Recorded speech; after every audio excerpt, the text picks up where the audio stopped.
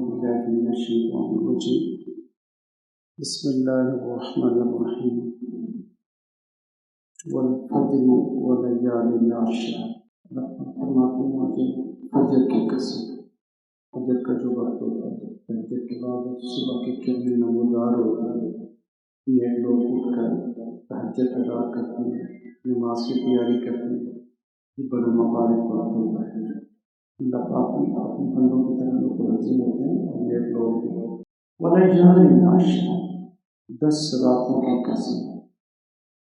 مختلف روایات ہیں، بعض علماء کہتے ہیں کہ یہ محرم کے پہلے 10 دن، بعض کا ذوالحجہ کے جو پہلے 10 دن، اور بعض نے کہا کہ یہ جو آخر شروع ہو چکا ہے ولیال عشر۔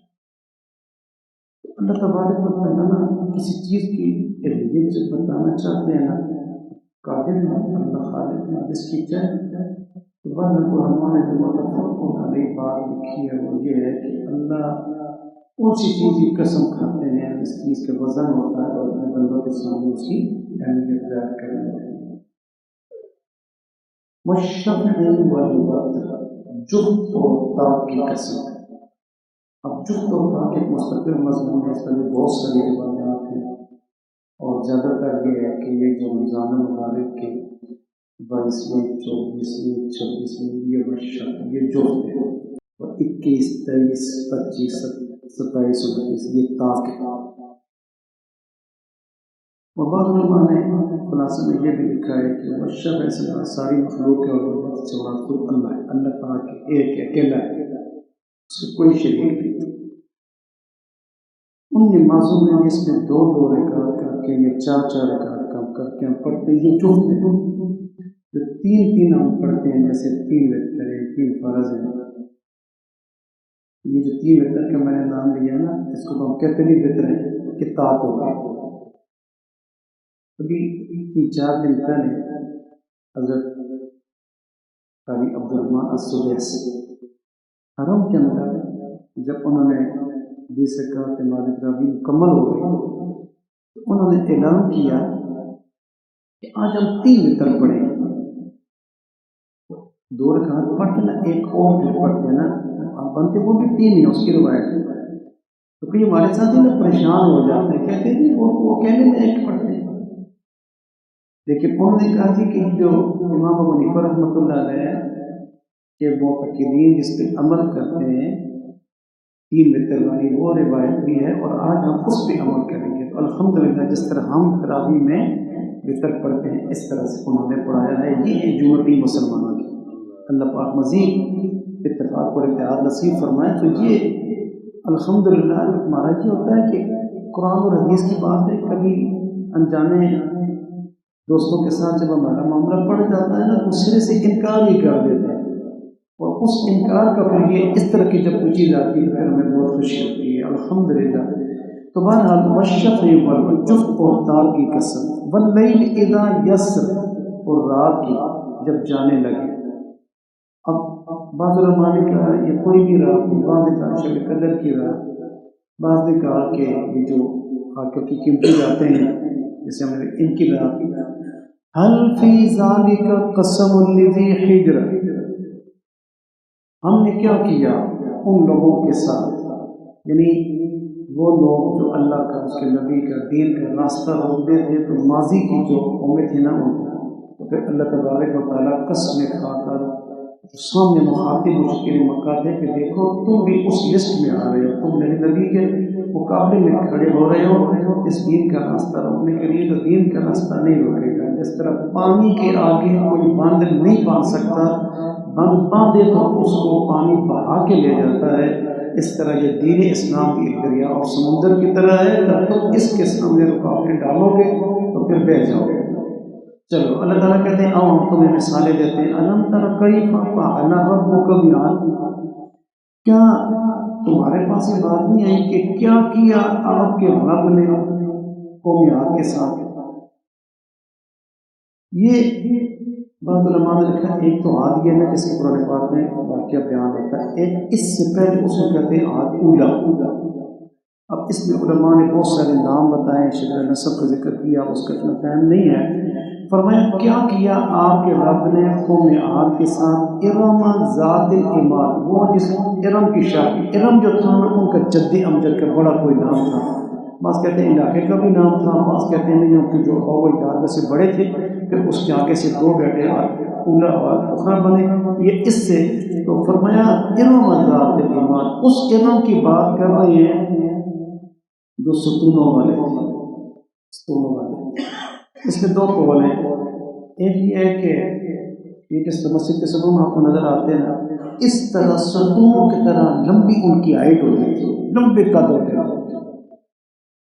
اور دوسرے یہ ہے کہ وہ بڑے ستون بناتے تھے، گھر بناتے تھے، التی لم یخلق مثلها فی البلاد، پھر اللہ نے خود اس کی وضاحت کر دی کہ یہ ایسی قوم تھی کہ شہروں میں اس کی مثال کوئی نہیں تھی، اس کی مثال ہی کوئی نہیں تھی، ان کی ایج بہت زیادہ ہوتی تھی صدیوں کے حساب سے، اور اس سے اندازہ لگائیں کہ تفسیر ابن کثیر نے ایک روایت کے بارے سے لکھا کہ اگر ان کو غصہ آ جائے تو ایک اتنی بھاری چٹان ایک شخص اٹھا کے دوسری پہ پھینک دیتا تھا کہ پورا قبیلہ مار گیا، اب اس سے آپ اندازہ لگائیں یہ پہاڑ اٹھا کے پھینک دیتا، التی لم یخلق مثلها فی البلاد، کہ ہم نے اپنی مخلوق میں اس سے پہلے کے بعد میں کوئی ایسی مثال نہیں بتائی۔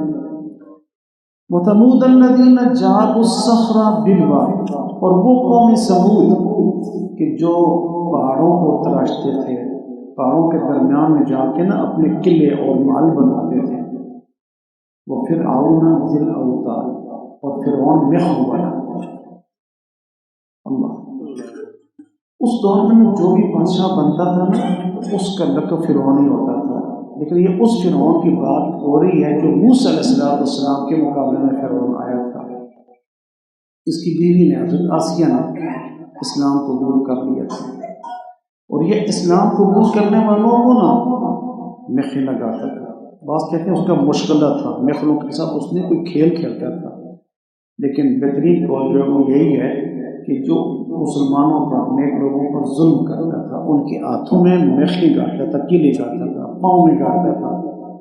حضرت بی بی آسیہ جو ہے اس کی جو زوجہ تھی اسلام قبول کیا، اس نے ان پر بھی ظلم و ستم کے پہاڑ توڑے، تو اللہ نے نا اس کا لقب بھی پڑھ دیا، وہ فرعون ذی الاوتاد، ظالم فرعون، میخ والا، الذین طغوا فی البلاد، یہ جو چند قوموں کے نام آپ کو بتائے گئے ہیں یہ وہ قومیں تھیں کہ شہروں میں سرکشی کرتے تھے، کہ بعض دفعہ نا آدمی کوئی ظلم کرتا ہے، کوئی گناہ کرتا ہے نا تو اللہ تعالیٰ کی پکڑ نہیں آتی تو وہ شہر ہو جاتا ہے، کہتا میرا کی کسی کچھ کر دیتا، میں جو مرضی کراں، وہ کوئی نہیں پڑھ سکنا، نہیں ایک ذات ہے اوپر، ڈرتے رہنا چاہیے، جب اس کی پکڑ آتی ہے نا تو پھر عجیب ہی پکڑ آتی ہے۔ اسی لیے یہ جابر قسم کے ظالم قسم کی جو سخت قومیں تھیں جو نبیوں پر دین والوں پر دین پر ظلم کرتی تھیں، تو اللہ تبارک و تعالیٰ نے نا قسم کھا کے ان کے نام لے کر کے بتایا کہ دیکھو الذین طغوا فی البلاد، یہ وہ قومیں تھیں جو شہروں میں سرکش تھیں، سرکشیاں کرتی تھیں، ظلم کرتی تھیں، اور ایک اور لفظ کہہ دیا فَأَكْثَرُوا فِيهَا الْفَسَادَ، یہ سب شہر میں اکثر فساد کرتے تھے، ظلم کرتے تھے۔ فساد کس سے آتا ہے؟ گناہوں سے آتا ہے۔ قرآن پاک میں جس جگہ بھی یہ لفظ استعمال کیا گیا کہ یہ اللہ کی کائنات، اس کے اوپر عدل ہوتا ہے، عبادت ہوتی ہے، تقویٰ ہوتا ہے، جب آدمی یہ کام نہیں کرتا، جب کوئی گناہ کرتا ہے، ظلم کرتا ہے، تو پھر اس کائنات میں فساد برپا ہوتا ہے، پھر زمین میں پھوچال آتے ہیں، پھر یہ زمین بھی فریاد کرتی ہے کہ اللہ مجھے حکم دے نا۔ تو اللہ تبارک و تعالیٰ کہتے ہیں یہ وہ قومیں تھیں انہوں نے جب اس حد تک ظلم ان کا پہنچ گیا، فَصَبَّ عَلَيْهِمْ، پھر اللہ تعالیٰ کہتے ہیں کہ آپ کے رب نے ان پر برسایا، جس طرح بارش برستی ہے نا، یہ لوط علیہ السلام کو اوپر پتھروں کی بارش پڑی تھی، اللہ کہتے ہیں ربوں کا صوت عذاب، پھر میں نے ان پر عذاب کا کوڑا برسایا، عذاب کا کوڑا برسایا۔ اس کا مطلب ایک کوڑا تھا، اگر زیادہ ہوتا تو پھر کیا ہوتا؟ تو یہ وہ قومیں اللہ قسم کھا کے کہتے ہیں کہ یہ جو ظالم لوگ ہیں اپنے آپ کو ٹھیک کریں ورنہ ان قوموں کا انجام پڑھ لیں۔ اِنَّ رَبَّكَ لَبِالْمِرْصَادِ، اللہ کہتے ہیں کہ بے شک آپ کا رب دانت لگائے بیٹھا ہے، تو جو ہوتا ہے نا کہتے ہیں جی فلاں بندہ جا رہا تھا تو جو اس کے دشمن تھے چھپ کر کے انہوں نے نا وار کر دیا، چھپ کر کے وار کیا نا. تو اللہ تعالیٰ کی ذات ہمیں تو نظر نہیں آتی نا، ہم تو اللہ کو نظر آتے ہیں نا. اس لیے یہ لفظ ہمیں سمجھانے کے لیے کہ اللہ کا وار ایسی جگہ سے آئے گا تو ہمیں پتہ بھی نہیں چلے گا، اللہ کی پکڑ ایسی جگہ سے آئے گی کہ پتہ بھی نہیں چلے گا. اور کبھی کبھی خود اپنی جان پہ پکڑ آ جاتی ہے، کبھی بچوں کے والے سے آ جاتی ہے، کبھی کاروبار کے والے سے آ جاتی ہے. تو ہر وقت جو ہے نا ایک انسان کو نا اللہ تعالیٰ سے ڈرتے رہنا چاہیے.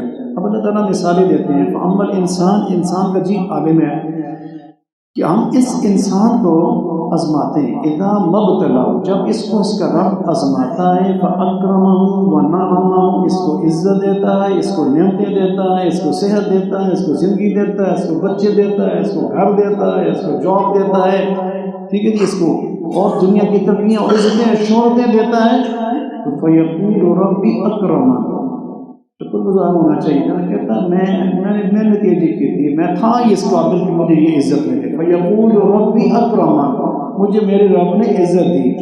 وَأَمَّا إِذَا مَبْتَلَاهُ، اور اللہ تعالیٰ کہتے ہیں جب ہم اس کو آزماتے ہیں، فَقَدَرَ عَلَيْهِ رِزْقَهُ، ہم اس کی روزی کو تنگ کر دیتے ہیں، کسی طرف سے نا تھوڑی سی کوئی چیز کم کرتے ہیں، تو پھر فَيَقُولُ رَبِّ أَهَانَنِ، کہتا ہے مجھے میرے رب نے ذلیل کر دیا، ذلیل کر دیا.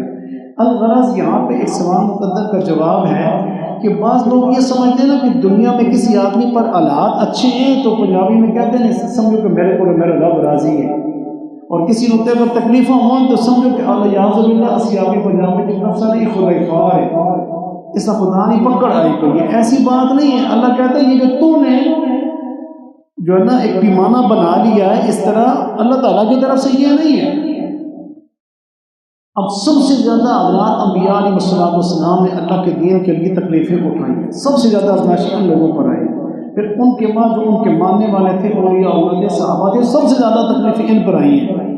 اور جس وقت ان کی یہ چیزیں دیکھتا ہے تو دنیا دار مشرکین مکہ بھی یہ کہتے تھے اچھا چلو ٹھیک ہے آخرت ہے کوئی نہیں، اگر ہوئی ہم دنیا میں مزے کریں گے، آخرت میں مزے کریں گے.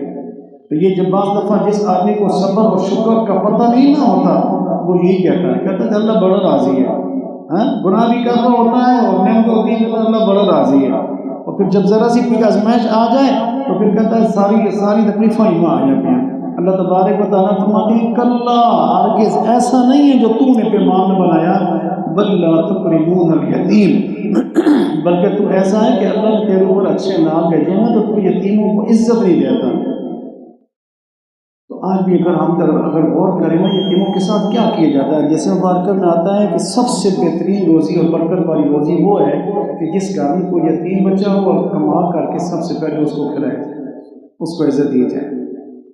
اور ایک اور حدیث مبارکہ میں آتا ہے کہ جس گھر میں جس رزق میں یتیم بچہ شامل ہوتا ہے نا، اللہ اس رزق کا حساب ہی نہیں لیتا.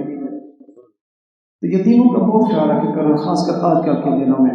اور یہ یاد رکھنا یہ جو پیشہ ور قسم کے لوگ ہوتے ہیں نا مانگنے والے، اس سے اجتناب کرتے ہوئے اپنی فیملی میں رشتہ داروں میں دیکھا کریں جو یتیم بچے ہوں، جو بیوائیں ہوں نا، وہ زیادہ مستحق ہوتے ہیں. جو سفید پوش لوگ ہوتے ہیں نا، ٹھیک ہے، جو آگے جا کے مانگتے نہیں، سوال نہیں کرتے، تو فیملی کو کیوں ترجیح دو رشتہ داروں کو کہ آدمی کو پتہ ہوتا ہے کہ ان کے کیا حالات ہیں، تو اس کا زیادہ ثواب ہوتا ہے.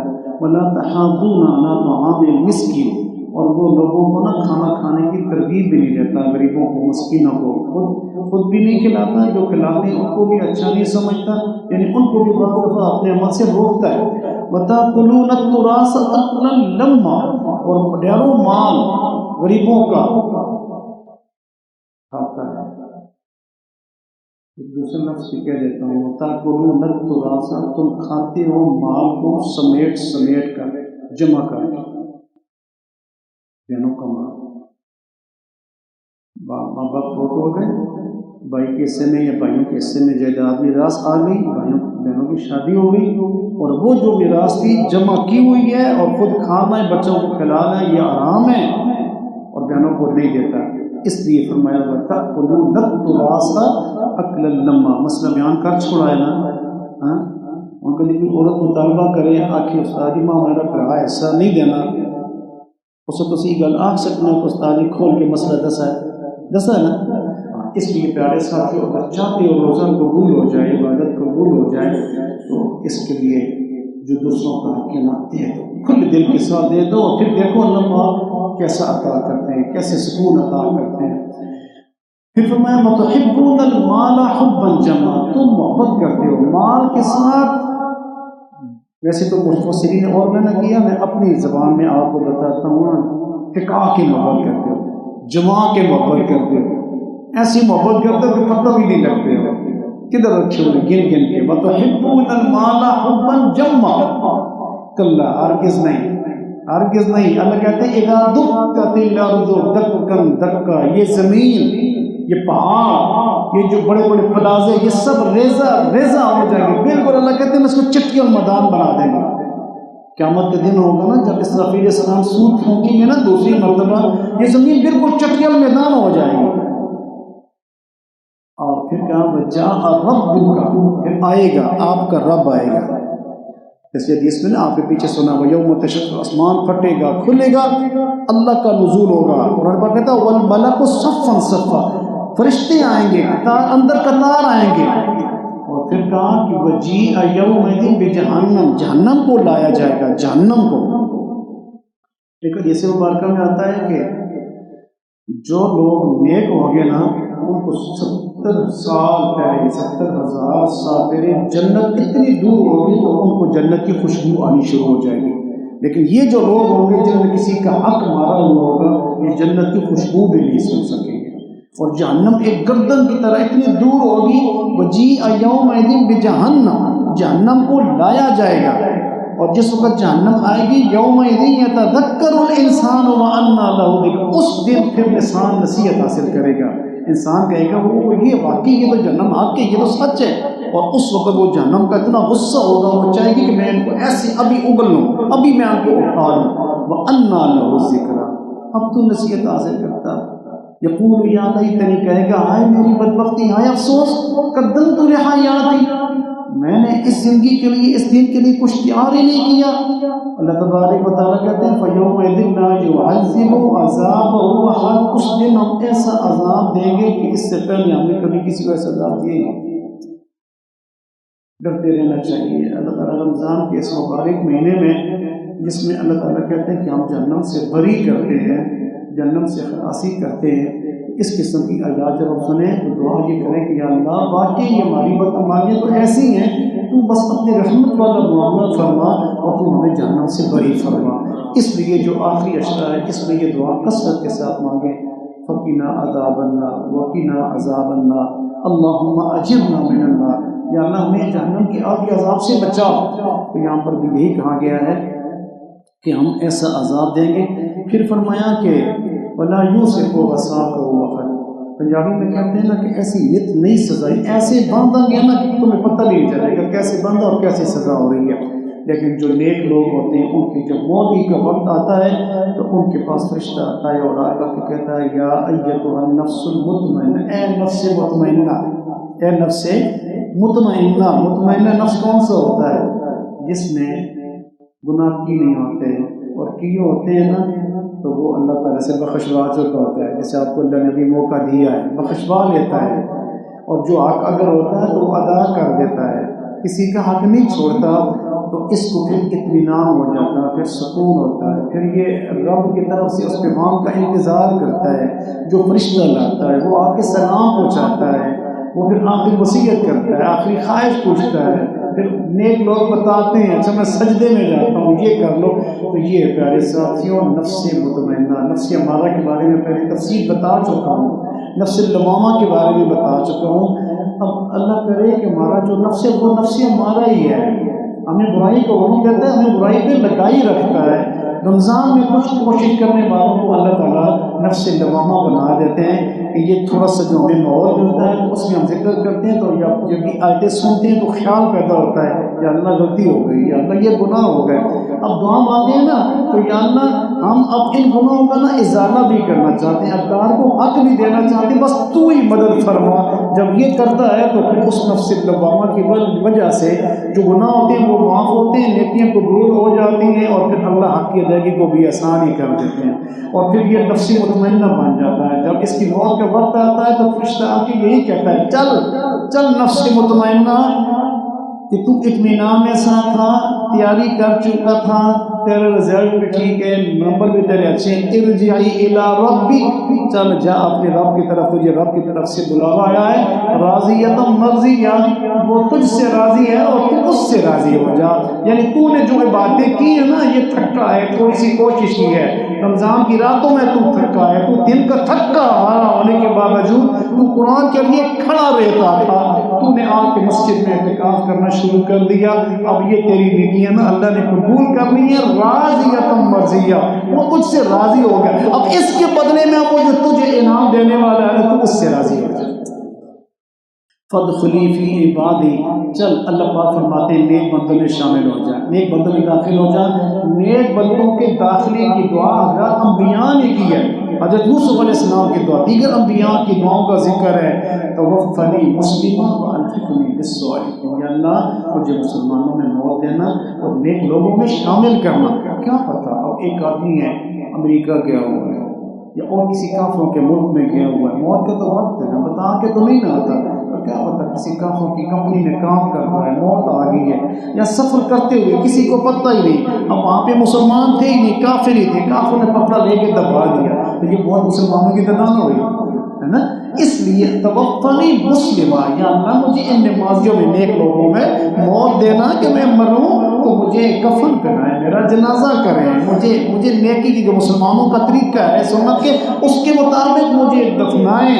فادخلی فی عبادی، یہ نیک لوگ ہوتے ہیں. اور فرمایا والحقنی بالصالحین، ان میں مجھے شامل فرما. قیامت کے دن جب نیک لوگ اٹھیں گے تو وہ اللہ کے عرش کے سائے کے نیچے ہوں گے. یا اللہ مجھے ان نیک لوگوں میں موت بھی دے، ان کے ساتھ اٹھا اور پھر اپنے عرش کے سائے کے نیچے جگہ بھی عطا فرما. وادخلی جنتی، اور جنت میں بھی داخل ہو جا. تو حدیث مبارکہ میں آتا ہے نا، جس وقت یہ آیت کریمہ کیسا نازل ہوا نا، تو صدیق اکبر رضی اللہ تعالیٰ حضور کے پاس بیٹھے ہوئے تھے، یا رسول اللہ صلی اللہ علیہ وسلم نے اگلی بھی دعا فرمایا نا کہ اللہ مجھے بھی ان میں شامل فرمایا، مجھے بھی شامل فرمایا. تو حضور نے فرمایا صدیق آئی تیرے لیے، تو نفس مطمئنہ ہے، تو نفس مطمئنہ ہے، تیرے بعد آنے والے یہ دعا کریں گے، یہ میں کہتا ہوں تیرے بعد آنے والے یہ دعا کریں گے کہ یا اللہ یہ جو حضور کا غلام تھا صدیق اکبر، جن کو حضور نے یہ کہا تھا، یا اللہ ہمیں بھی ان کے غلاموں میں شامل فرما. ہمیں بھی رمضان کی مبارک گھڑیاں آخری عشرہ اس کے مبارک لمحات چل رہے ہیں، موت میں آنا ہے، ضرور آنا ہے. یا اللہ رمضان کی ہے، رمضان کے بعد کی ہے، جو بھی ہے، لیکن یا اللہ ان میں ہمیں شامل فرما. وآخر دعوانا الحمدللہ.